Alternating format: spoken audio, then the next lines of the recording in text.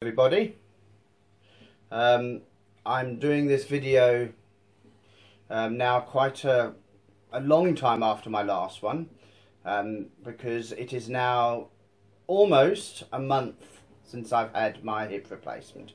It is the 2nd of February and I had my hip replacement on the 3rd of January. So here I am telling you what my main progress has been thus far. Firstly, I need to explain that there were a few problems shortly after the operation. I did have a bit of kidney failure, and I stayed in hospital a bit longer than necessary, or not necessary, but at least a bit longer than I thought. So I have taken a bit longer with my recovery.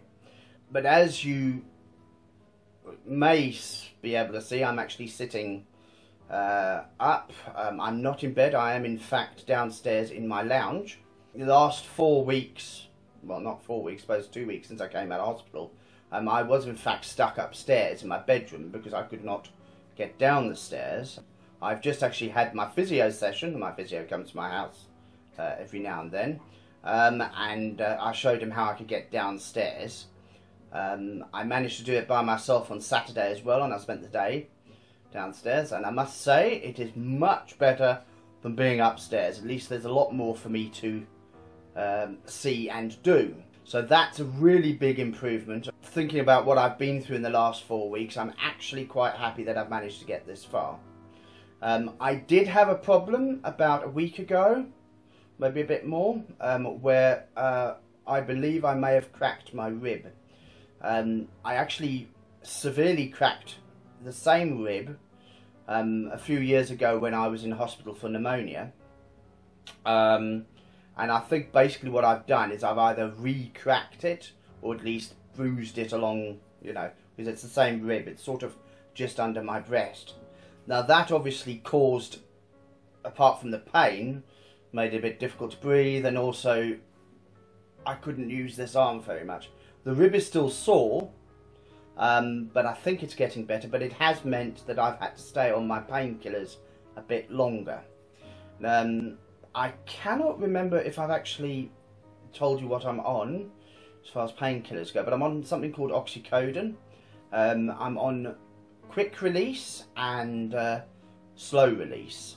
Now the slow release slowly releases the painkiller over a period of like 12 hours, and the quick release is if I have an acute pain episode, I can take it.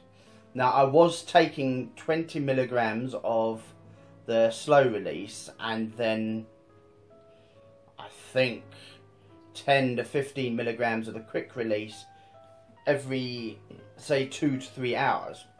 I'm now down to maybe 10 milligrams of the quick release 2-3 times a day, and down to 15 milligrams of the slow release. And the pain is very adequately controlled, and I actually might be cutting down some more, so that I can perhaps go on to less strong painkillers maybe in the next month. The main thing I have found is if you want to do your physio or move about, you need to make sure that your pain is adequately controlled. It's very difficult to do stuff properly if you're in pain. So my advice on that side is don't be afraid to take your painkillers. Yes, particularly if they're like oxycodone, they're morphine sort of type tablets, and yes, you can get addicted, but the doctors are there to try to help you cut down easily and not get addicted to it.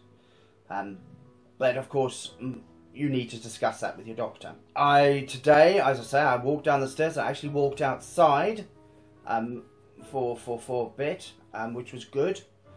A bit cold, but good anyway. I can actually feel my hip joint, which I couldn't with my shoulder replacement. But that's possibly because I'm putting more pressure on it, and it does feel a bit funny after you've done a lot of exercise. At least that's what I feel. That, you know, but I think obviously you're gonna get used to that. I certainly can say that in the last couple of days, the pain in my hip that hasn't been done yet has been more than the hip that has been done. So already, as far as I'm concerned, that means that the hip replacement has been a success, because one of the factors was to get the pain in that hip down. So although my other hip needs to be done, it clearly shows that it probably will be a good idea to go ahead with that. One of the other decisions that I made is because I'm going to have the other hip done, and it won't, you know, I don't want the same thing happening again when I'm stuck upstairs. So I've decided to move downstairs and convert my lounge into the bedroom and my dining room into the lounge. And there's a wonderful system, at least here in Greenwich, called the Handyman Service, and they will actually help me for free, because I am disabled, to move my furniture around and out and about. So hopefully in about 2 weeks I'll be doing that. You know, and that will mean that I'll only go upstairs when I need to have a bath. And when I can't go upstairs, say after my other hip operation, obviously I'll have to have sponge baths, but I was doing that anyway. So, you know, it's not a big issue. I'll probably do a little video about that move and let you know how good this service is, or bad, depending on what happens.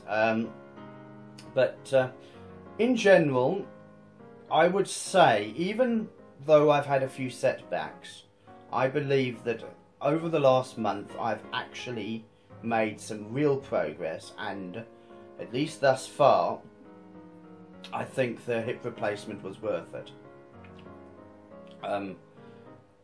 I do get frustrated at times because I have to ask people to do things and stuff like that, and that's not really going to change too much until I've had the other hip done anyway, because you know, I can't walk on it either very much.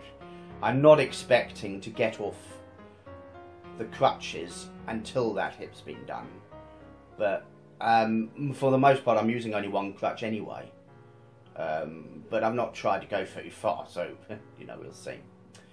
Anyway, so that's the update.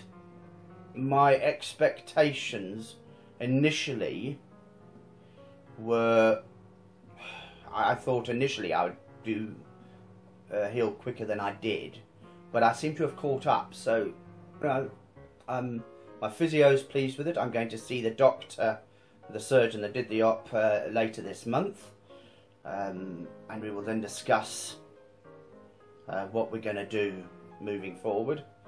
And again, I'll do a quick video on that. Anyway, this is me signing off.